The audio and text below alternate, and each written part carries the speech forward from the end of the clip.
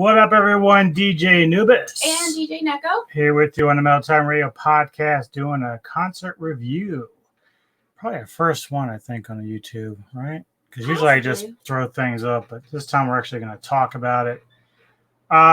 So we went to see Enslaved, Insomnium, and Black Anvil last night at Soundstage in Baltimore. It was a lot of fun. Oh, yeah. Really fun. Great bands. I've been a fan of all three of them for quite a while. Black Anvil started up, of course. I've liked them mainly from As Was, which came out in 2017.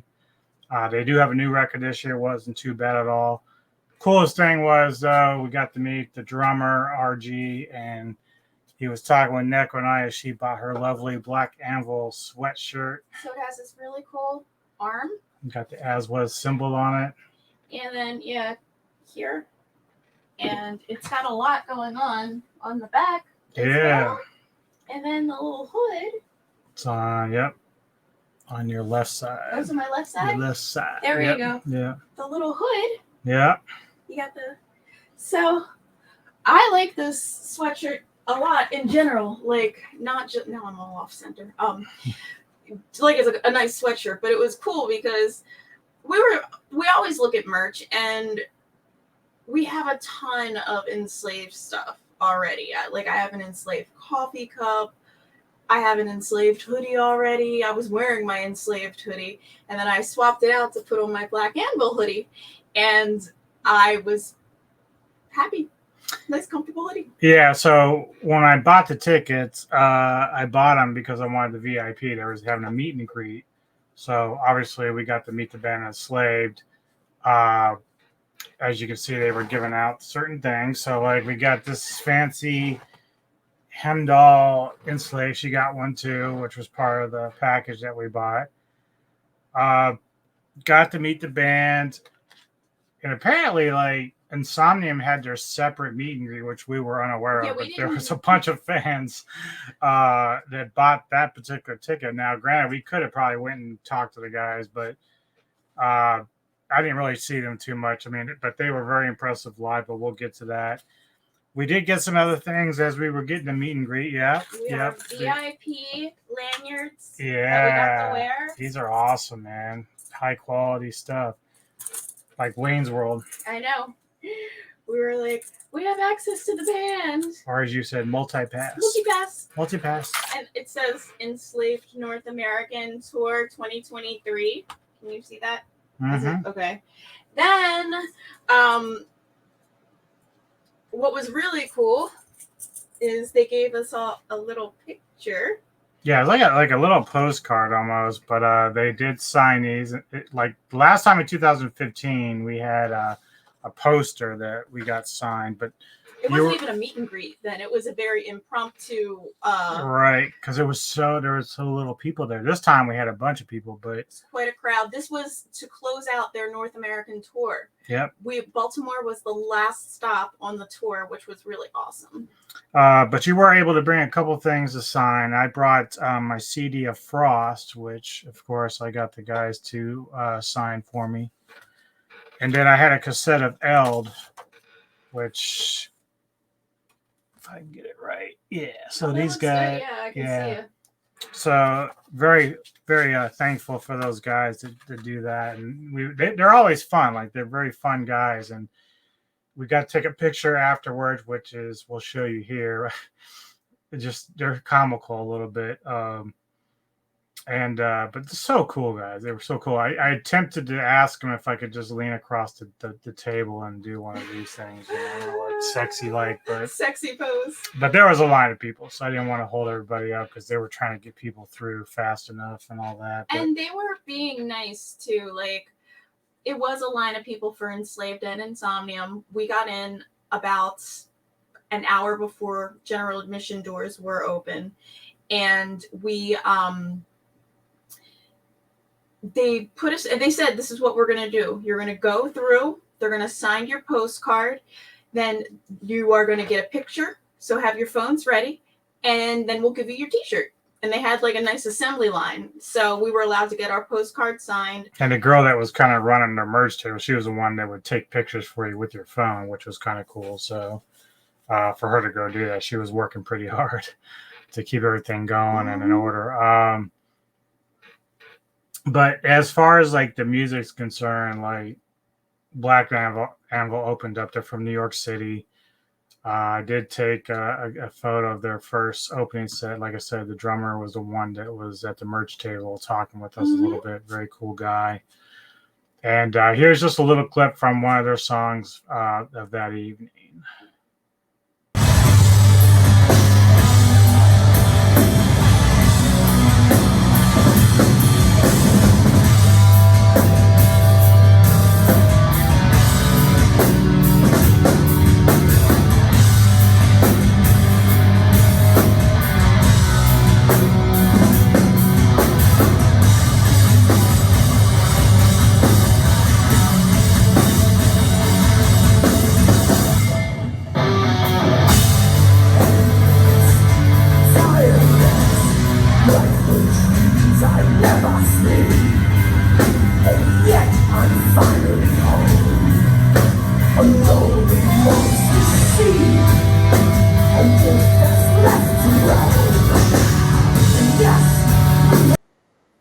Yeah, so what were your thoughts of them?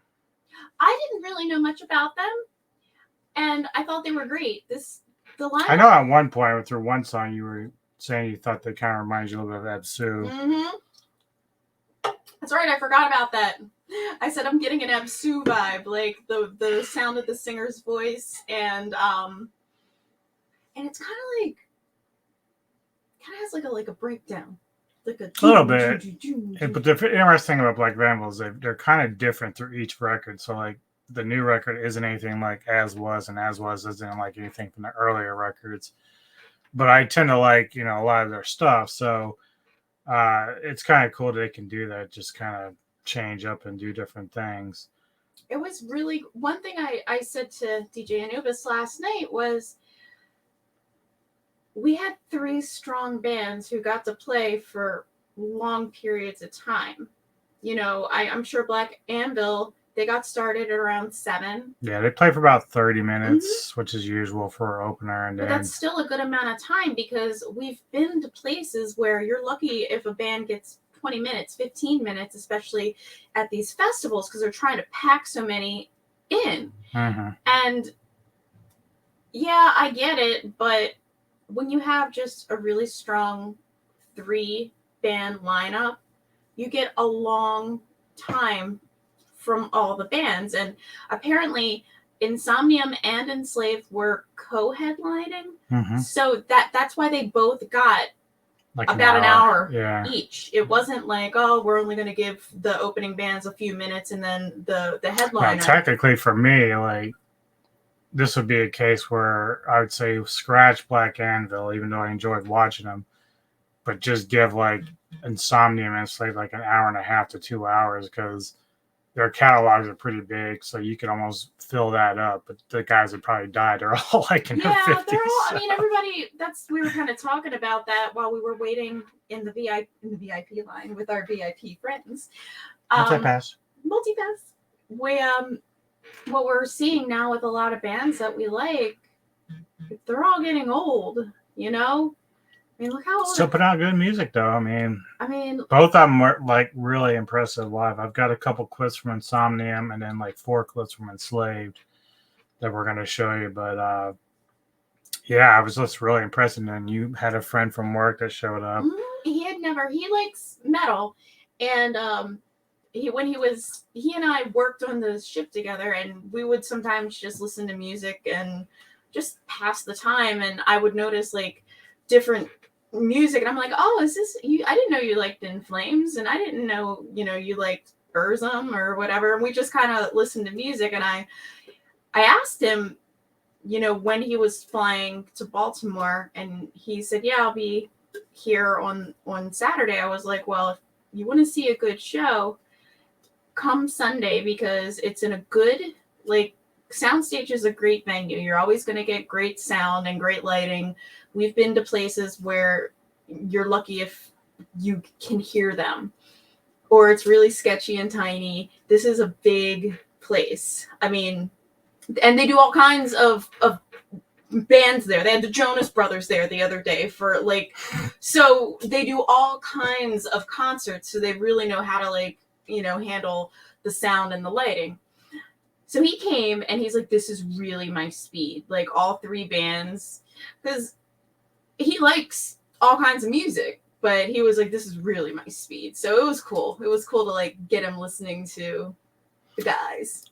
Well, here's a couple, one from the opening song for Insomnium, and then we have a track later in the show for them. So here's the first one. All right. I like the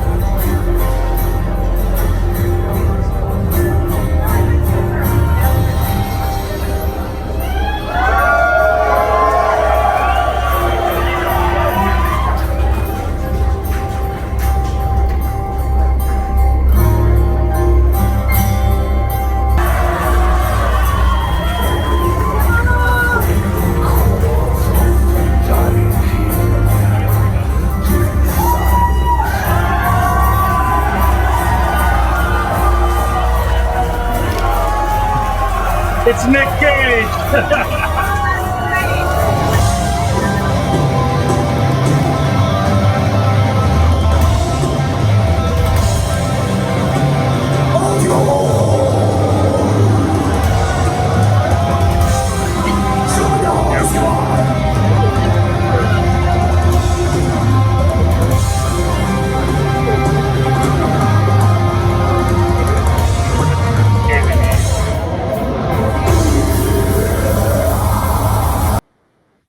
So yeah, apparently Insomnium hadn't been into the U.S. for like 3 or 4 years. It was a while because I remember that was like a really big deal when I was reading about it, and that's why everybody. Oh, my hair's in my face.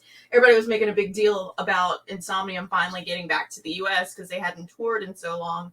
But yeah, they decided to do, I think, the VIP after Enslaved, because when those tickets went on sale, you bought them. Like as soon as they went on sale, and there was no option for Insomnium. There was only an option for Enslaved. Yeah. And they also, we usually like to buy the, bougie seats, which are over to the side of the stage, which have like their own. Which was no option, but it was there apparently. Mm-hmm. So. But it was kind of funny because her friend thought that the guitarist on the right-hand side of the singer looked like Nicolas Cage. And now that he said that, and so we were going the whole night saying, it's Nick Cage, new role. He's a heavy metal guy. Of course, Nick Cage does like heavy metal, and so his son plays in a black metal band. So maybe it really is Nick Cage. Yeah, maybe just slide it in there, Anyway, here's another clip from them. The clips are about a minute long. I think on Enslaved was maybe one that's like a couple minutes, but here's more Insomnium.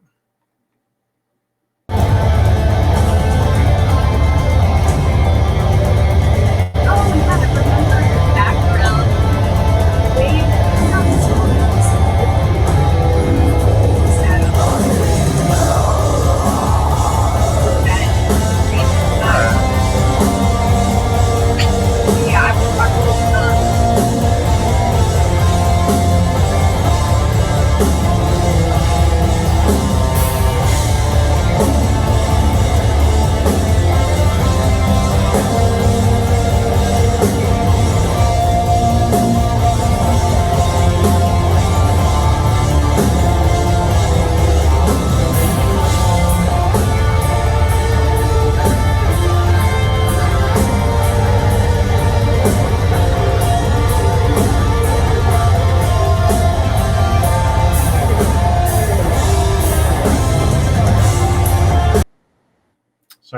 That was Insomnium. Really good live. That's the first time I'd seen like. I think it's the first time we've seen Insomnium live. Yeah, them and Black Anvil. Those were first times for me. I've seen Enslaved before, obviously with you before that, but yeah. So just really fun band, really good. Melodic death metal. A little bit You too. meant to get that Insomnium hoodie with the wolf on the back. Maybe we can find it online. It'd probably be a lot cheaper online because some of the stuff they had was really expensive. But and I know they do that because honestly, bands that's how they make their money when they're touring from their merch. Which is one of the reasons we did buy from Black Anvil. I didn't have any Black Anvil merch at all. And the other thing is some of the sizes they didn't have big enough sizes for me, so that was part of the problem. That's right, they didn't have a 3X in the wolf thing. That's right. But the only complaint I really have, honestly, like I know merch is expensive, and I understand they do that because they're paying for their tour too. The tour bus costs money, gas in the tour bus costs money, like everything costs money. We were talking to somebody yesterday, and I was saying, like, I read an article about somebody as big as Lady Gaga who has billions of dollars. She said she almost went broke trying to tour in Australia because of the logistics and the visas and the fees. So you understand when you're going to see a smaller band who's doing a tour, the cost just for them to get into their tour bus is astronomical. And then you have... Yeah, I wondered because we only saw the one tour bus up front. I think maybe Insomnia and Enslaved might have been sharing that, whereas the van across the street was probably Black Anvil's because it was smaller, smaller band. And it was very large tour bus, like yeah, it was huge. It looked like one of those celebrity tour buses, and I'm pretty sure it has beds and refrigerators and everything on it. It was a very nice tour bus. Remember that amp that Black Anvil brought in? Yeah, it was old wood. So huge and wooden. Yeah, I was impressed. I really like. I give them so much respect for trying to organize this. And I mean, yes, they are Enslaved and they're a great band and they're huge in the metal community. But again, if you say Enslaved to someone who doesn't really listen to metal, they're going to be like, who? What? Are they a big band? Are they a big band? Yeah. Famous Harless. Oh my gosh. But I really have to give them so much credit. It is so hard to tour. I mean, they've been doing this for 4 months, right? They started in January. Well, the band's been doing it for think about this. So they've been on the road for 4 months. And they were just in North Carolina last night. Yep. Played, or the night before. Played, then came all the way up to Baltimore to play again. They have hardly any gaps in their tour. It's the road life. And the one guy who was in the VIP with us, but he was in the Insomnium VIP. He traveled with. He went to North Carolina the night before, and I guess he did the Enslaved VIP the night before, and he was doing Insomnium. So like, it was pretty crazy. Like I give these guys so much respect, and which is why I understand the merch is expensive while they're on tour. It is directly supporting the band. Anyway, the one thing though that cracked me up was, I just spilled it, but how many ounces is this? Not as much as the one you were drinking. Yeah. So like last night they had gigantic White Claws. They were like 24 ounces. But they were like $14. And I'm like, I can get like a whole thing of White Claw for $14. Hey, she don't care though. She gets drinking, then she just keeps drinking. Then my bill goes up. I had 2 beers, and they didn't buzz me at all. But well, you were driving, so you're being responsible. Anyway, we got to see Enslaved next, and this was a different presentation than the one we saw in 2015. This time they had like this very cool backdrop with this digital video going. I love that screen at There are a lot of cool looks.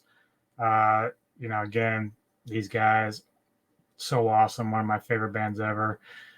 ironically, the only really two original members from the time they started in '91 is bassist vocalist Grudel and Ivar Bjornsson, the guitarist. I think he's the one on the far right, the singer.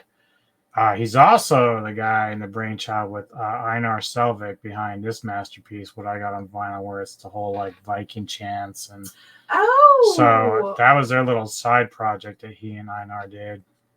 But the other guys, Arve Esdal, Hakan Vinje, and Ivor Sundoy, are all guys who joined the band like 2015 on. So, and it's hard. Like band life is hard, and especially if that's your job to be in a band. We see it with our friends in Nomos. Like, well, I kind of remember like going back to like albums like Issa and then like I told you they did the Immigrant Song cover. Mm-hmm. The keyboardist was the one I can remember doing a lot of the clean vocals in, even in 2015 when we saw them play. This time around, it seemed like it was like a little bit of a mixture between Ivar, even Gorilla did some, and I think the drummer did some. So they were kind of sharing the clean vocal duties a little bit. Maybe they have to, like, to make sure you keep your voice strong enough if you're singing. Well, and then if you lose members that are usually doing those things, then you have to find a way to make up for that and accommodate that. But it was cool because, like I said, they had this backdrop that was amazing. And then they started out like doing the Clockwork Orange theme, which I thought was crazy. That's right. Oh, God. You're so good with these. Like, he remembers so many details, whereas me, I always... Not always. Sometimes I forget so much shit. I remember more of, like, I hate to say this is so nerdy, but, like, a feeling. Mm-hmm. You know what I mean? I don't remember him showing me the videos again, and I'm like, oh, yeah, that was cool. But for me, I just remember the songs and how I felt and the excitement. So it's hard. Like, for me, I'm like, you couldn't... If you held a gun to my head and said, "Oh, what was on the backdrop?" I'd be like, "It was a movie screen. That's all I know." Yeah, I mean, they had a lot of shit going on back there, but it was so cool. But here's a little bit of the opening. I got 4 different clips. The last clip I'll explain a little bit with that one because it's the first time they performed that in Baltimore. But here is the opening sequence for Enslaved.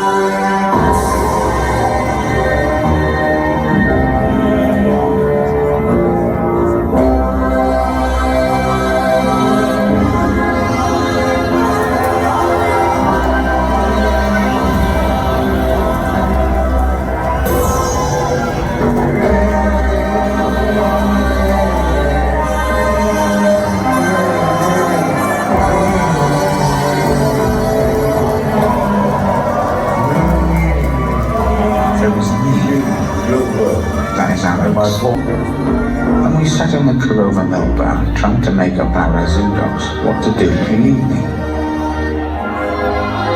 The Corova milk bar sold Milk Plus, better said, or Synthomesque, or Drencrom, which is what we were drinking. This would sharpen you up and make you ready for a bit of the old ultra-violence.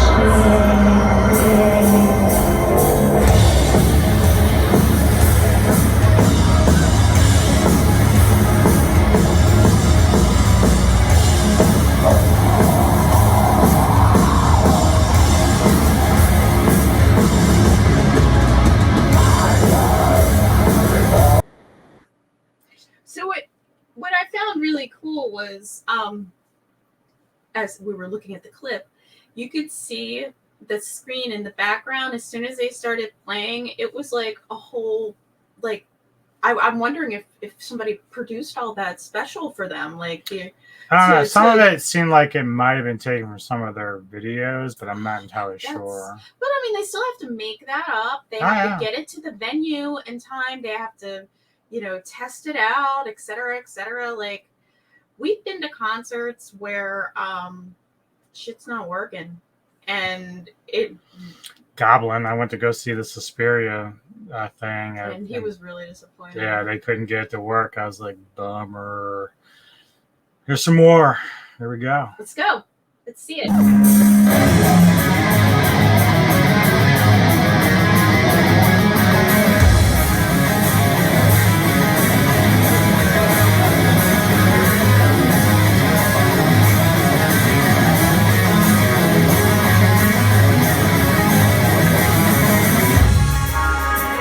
You get a GoPro extension.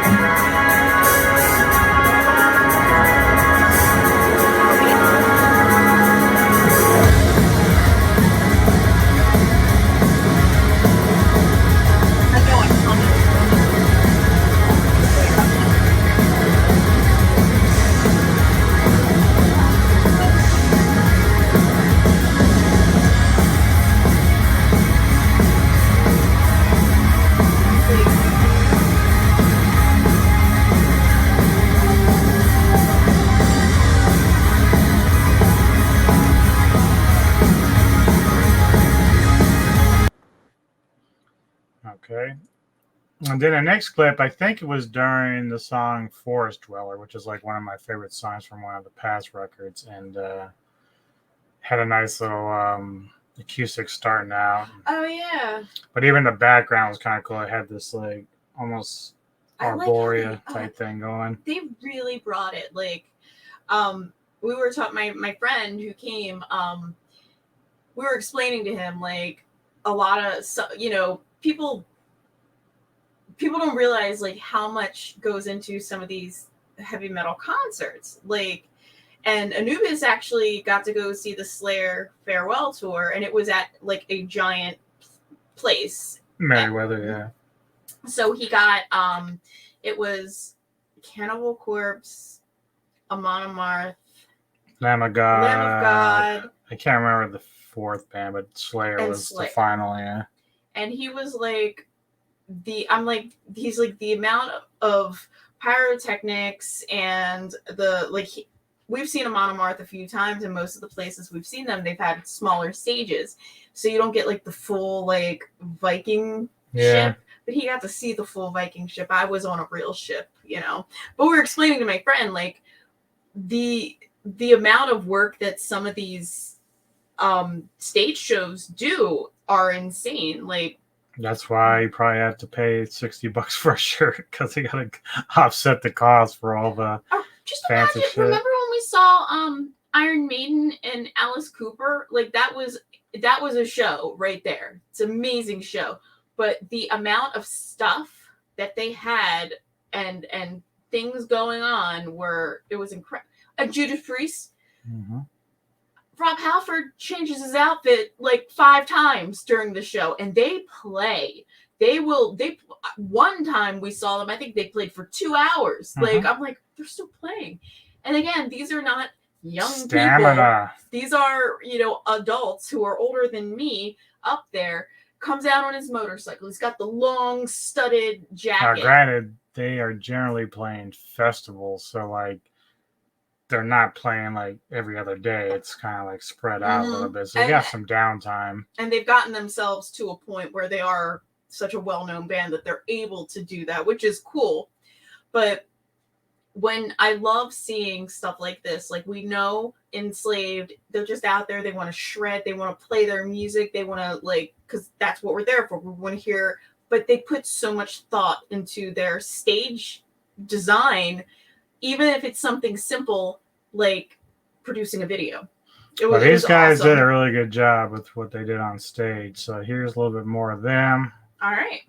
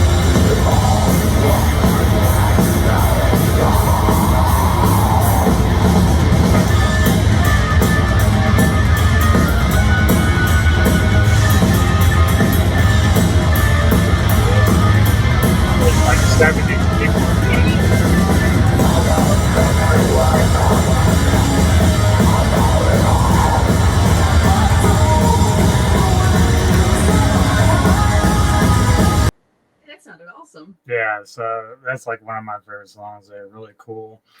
And your friend was kind of impressed when I told him that in the past, Enslaved is like incorporated like saxophones in their music as well. So they do a lot of different things. They go avant-garde without making it terrible. And I hate, what is that band? I know who you're thinking of. But they're a good band. Sigh. Yeah, she remembered it. Oh, Jason Griffin's gonna lose this shit. You remember the band? But they're straight up avant-garde. They're very avant-garde. Enslaved is more progressive. But that's what I mean. Like, it's a little, they do a little avant-garde without making it insane. Like, I remember when we saw Psy, actually it's Jason Steffen, when we were with him. MDF, yeah. And I was like, what the fuck is going on? This is like unlistenable. Like, but again, this is, everybody has their own opinion. For me, it was not great, but I respect so much what they were doing. She had this outfit.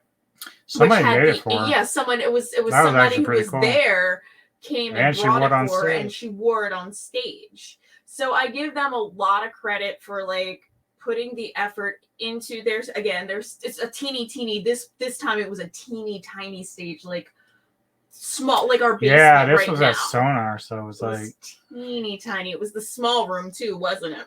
I didn't go in. I don't know what I was doing. I might have been watching another band, but they had two different ones. Like there was a small room and a large room, because we when Sonar, God bless Sonar, we saw Vader one time at Sonar, and they were in the right room, which is the smallest one. I'm grateful for it, for these bands who are like well known.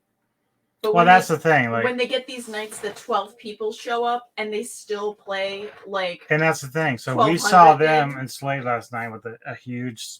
It was close to selling out. When we saw them in 2015, it might have been more a weekday or something because my birthday. It was in the middle of the week. It was. But the way they played and the videos you're seeing are the same way they played for us when it wasn't that many people. It was 30 people, maybe. Yeah, and they had the same energy. They were still playing. And it was at Soundstage, and Soundstage is very large. It's not like a little, hole in the wall club. So we were very fortunate because they did a meet and greet with us that night without having a meet and greet. They just came out because they were having fun after they were done. Unfortunately, we didn't get very good video, but she had convinced them to sing Happy Birthday to me that night, which was really funny because we're all kind of drunk and they were all happy and singing in their accents and whatnot. So, but it was a really cool moment. And it was like, as we were going down the line, like talking to them, I would be like, it's his birthday. So every single one just said happy birthday to you, and they were drinking a beer and like doing the arms and stuff. They were so much fun. For me, like getting to go to something like this that we've been anticipating since December, it was awesome. Like, I'm so happy that we went. I am so happy my friend got to come, because it's like you're what's the right word, you're introducing a whole new.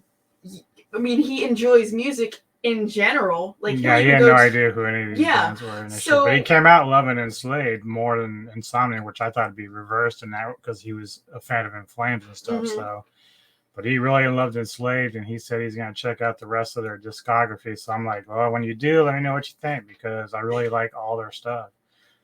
But I got one last clip for you all, and this is, like I said, one that they had never played in Baltimore before. It comes from the album Below the Lights, called Havenless.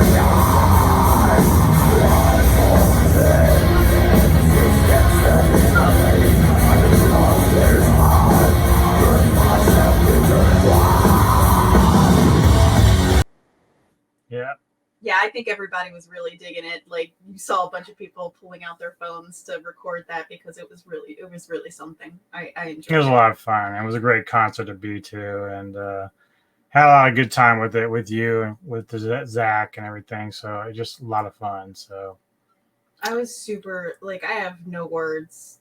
I can't like it went above my expectations, honestly, and just I'm happy to see Enslaved again.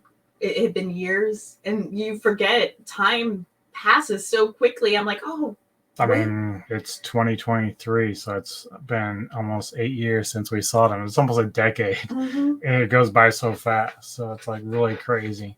I'm fortunate. Like we do try always to go to these local shows as well. We've been to a small house show.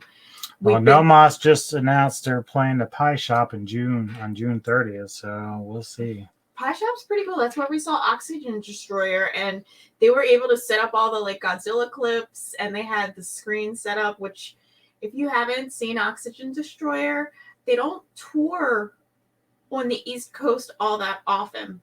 So as soon as he heard that, he was like, "We have to see them." And it was at the and Pie our friend's Shop. band Desolus was opening up for him, so that was a lot of fun too. So it was amazing. Like we're kind of at the age where even if we do see like I mean our friends in Nomos, it's grind. It is like high energy, but we let the younger, crazier people do all of that, and we just kind of hang towards the back because we want to be there and enjoy the music, but I don't want to get hit or have a crowd surfer dropped on me again because that was a large I think that's when I decided I was too old to be up in the front anymore because it was during Napalm Death, and my favorite like love everything about Napalm Death, love the energy, love all their music, but having a 250-pound man dropped on me, I'm like, I just got hit in the head. I don't know what to do. So I had to like slink off to the side because everybody loves and Napalm Death encourages it. Like climb up on stage and jump off because that's what it's all about. Yeah. So I'm like, yeah, at that point, I think that's when I realized we are all about supporting, watching, but I never was big on moshing, but I always used to like getting really close to the front. I don't even want to be squished anymore. I want to find we had a perfect spot right on the corner. She wants by the alcohol. Yeah, we were right by the alcohol. We were right like on the corner, so we were still quite close to the stage. And I am short, so I still had a nice like view, which was surprising because usually there's some tall person in front of me. Even so, like I moved around to get in front of him a few times so that I could see better. Anyway, that's our review. That's our review. We're kind of dragging on at this point. I didn't mean to. I'm just I enjoyed it. Like it was a lot of fun. It's hard when you just had such a good time. You want to express that. Anyway, thanks for checking out this review. Gonna do another Poetic Carnage this week to do a review of the NFL draft with Poet. I'm also going to try to do another of my top 50 list with Neko. This will be 40 through 31, I believe. Yeah, maybe Friday after we play racquetball, we can. If I'm in shape, we're going to racquetball. Anyway, thank you for checking us out. Hit the like button, hit the subscribe button, and give us any comments you would like if you'd seen these on this tour at all. Let us know your thoughts, and we'll see you next time. Thank you so much. Mwah.